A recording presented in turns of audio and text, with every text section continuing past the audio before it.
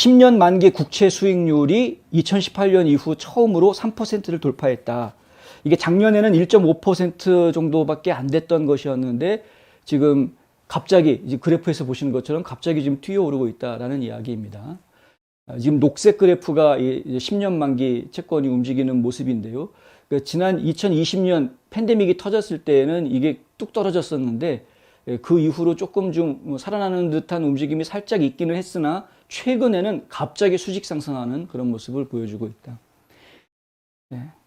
10년 만기 채권이 10년 만기 국채 수익률이 이렇게 이자율이 올라간다라는 것은 앞으로 경기가 그렇게 썩 좋지 않을 것이라는 걸 예고하는 것으로 받아들일 수도 있습니다. 많은 사람들이 지금 그렇게 예상을 하고 있는데요. 경기가 굉장히 안 좋아질 것이다. 심지어는 아예 대놓고 이제 경기 침체가 리세션이 올 거다라고 이야기하는 경제학자들이 상당히 늘어나고 있습니다. 리세션이 올 가능성, 그 지금 퍼센트로 여기저기 이제 컨설팅 회사들이 그런 퍼센트를 내놓고 있는데요.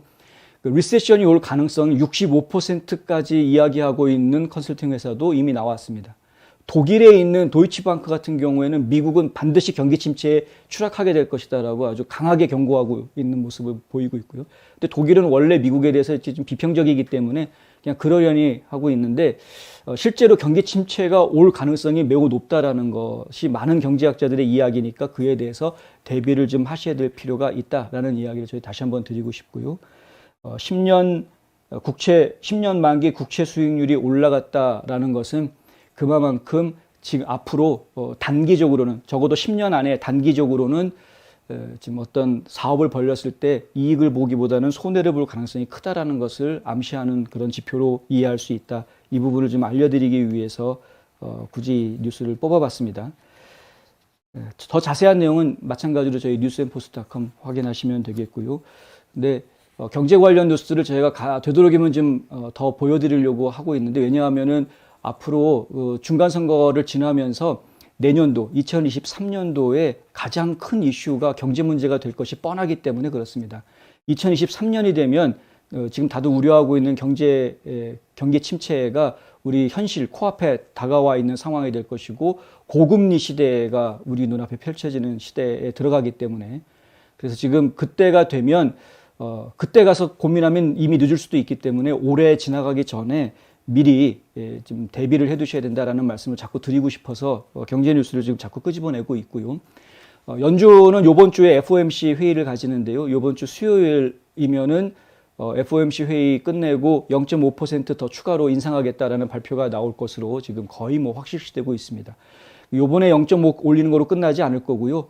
6월이나 7월 중에 또다시 한 번 더 올리게 될 것이고 그런 식으로 해서 올해 말까지 한 2.5%까지 기준금리를 올릴 것이다라는 전망들이 지금 지배적이고요. 내년 들어가서도 마찬가지로 계속 더 올려서 기준금리를 한 5% 이상 올릴 것이다. 내년 말까지 가게 되면 거의 5% 이상 올라가 있을 것이다 라고 전망하시는 분들이 많습니다. 왜냐하면 지금 굉장히 경기가 시중에 푼돈이 너무나 많기 때문에 그동안 팍 살아났었는데 이것을 현금 유통을 줄이고 그리고 되도록이면은 수요를 죽이려고 하는 그런 움직임이기 때문에 수요를 죽이려고 한다라는 이야기는 이제 내 주머니에 있는 돈을 없애겠다라는 이야기입니다. 국민들이 주머니에 돈이 없어야 물건을 사지를 못하니까 사지 못하게 만들겠다라는 이야기이고요. 그게 이제 경기 침체로 간다는 이야기가 같은 맥락에서 나오는 이야기이고요. 그 사지 못하게 만든다 하면은 가장 크게 타격을 받는 곳들은 아무래도 일선에 있는 리테일 샵들이 가장 큰 타격을 받게 될 것으로 지금 예상이 됩니다. 현재로서는 그렇게 예상이 됩니다. 약간 대비 좀 하셔야 되겠다라는 말씀 다시 한번 드리고요. 그리고 지금 아직 좋아요 안 눌러주신 분 계시면 좋아요 눌러주시면 정말 감사하겠습니다.